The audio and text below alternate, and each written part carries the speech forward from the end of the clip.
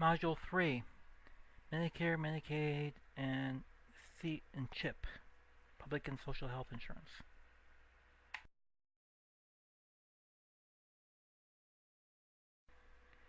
Now, Medicare, Medicaid, and CHIP are generally operate similarly. At the federal government, at that level, they provide the funds via block grants to states to provide this care, along with some regulations. But it is the states that administer the programs and develop the offices that deals with individuals. And the states themselves can have their own level of legislation and regulation in regards to these programs, which is why you see a lot of state-by-state variation in how these programs are being administered. And it was also a reason why the Supreme Court prevented the federal government from forcing states from expanding Medicaid.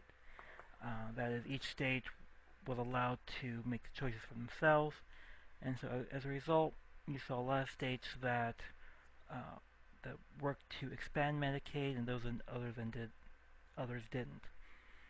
We'll be looking at the results of that when we look at the Affordable Care Act more specifically. But in this case, the idea here being there's certain roles that the federal government has and certain roles that the state governments have in regards to these public health programs.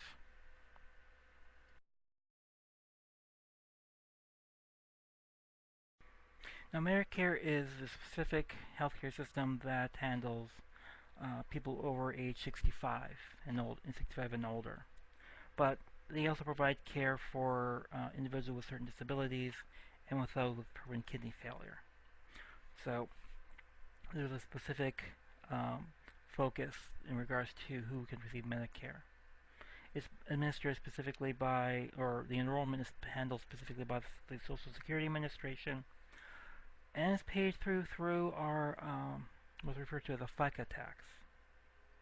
Now, unlike many other healthcare systems, there's actually an element here that tries to control the costs of healthcare, and that's referred to the diagnosis-related groups, or DRGs.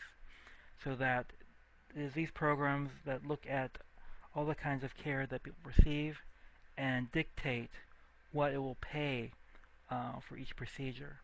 So this is probably the one way in which healthcare costs is being controlled by Medicare.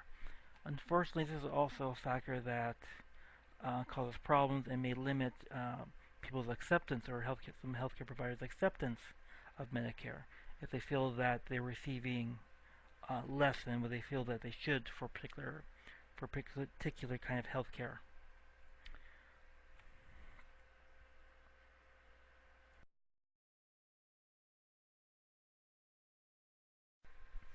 And there are actually 4 specific parts of Medicare. The most common, the specific aspect of Medicare that has the most impact is Part A and B. Part A being mandatory, dealing with people's access to hospitals. To a certain extent, you have the medical insurance, again, providing additional care. But then there are other programs, Part C and Part D, kind of more recent in development. Part C is a managed care system, again, a program that's actually offered by private health insurance companies to provide additional care for Medicare enrollees. And again, not everyone has them, not everybody wants them, but that's the mechanism there. But again, this is not controlled directly by the United States government. These are programs that are offered by private health insurance companies. And then you have Part D, which is a very recent program. Also optional, also run by health insurance companies. Again, as a way of trying to provide prescription benefits to Medicare enrollees. However, there have been numerous problems around it. A lot of problems regarding the cost, problems regarding the complexity of enrollment, and so forth. That really are still seeing it being influenced, or seeing some of the changes coming about because of it. So Part D is probably the most recent aspect or part of Medicare that's been developed.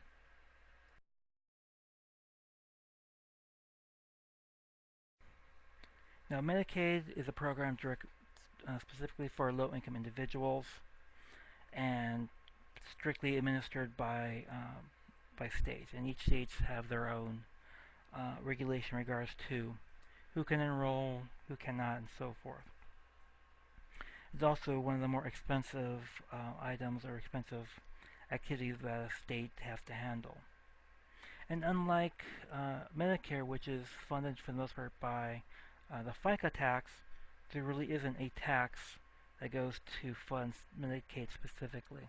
As such, it's paid for by the general revenue, which has led it to having to be very unpopular in certain cases, and also being sought for heavy controls. And depending on a particular political, social viewpoint, you'll see varying degrees in which certain of the legislation, certain controls are implemented. You'll hear certain states mandating individuals receive individuals being drug tested before they can be enrolled into Medicaid, for example.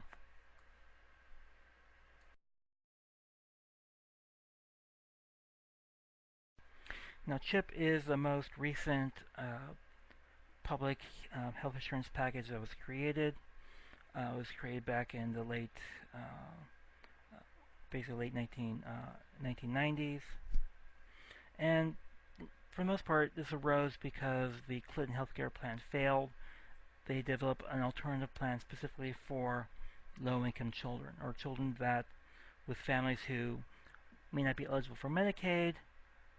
This will be able to provide these children with health insurance, even though their families may not be able to access any other way. It's also a state's federal program, and one count in 2009, there's about close to 8 million children enrolled. And again, whereas Medicare was funded by the FICA tax, the extra CHIP is actually funded by the excise tax on tobacco. So there is a revenue stream for this program.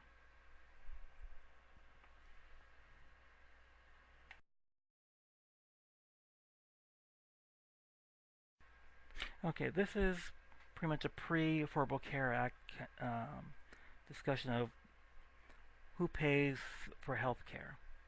The two primary uh, payers for health care, federal government and private health insurance companies. Both are around a third each in terms of paying health insurance. You see about out-of-pocket expenses being about 11%, state and local governments paying about 12%. So in regards to who's responsible for healthcare costs, the federal government and private insurance companies are the ones responsible. And as such, they're the ones that are really seeking to try to control healthcare costs. Again, much of this is post or pre, I should say, Affordable Care Act. Now we'll see likely shifts and changes as a result of this, especially in regards to how the federal government is providing subsidies for health insurance premiums. Also of note that this year we're looking at the anniversary of Medicare and Medicaid. That has been about 50 years uh, that they were developed in the 1960s, and we'll be looking at this closely in class, actually looking at a lot of the rhetoric, a lot of discussion that went on at the time in regards to how health insurance or how these programs were developed. And a lot of the issues, a lot of the rhetoric used then, you'll probably find it very familiar, as they'll likely be very similar to what's used now or used during the Affordable Care Act debates.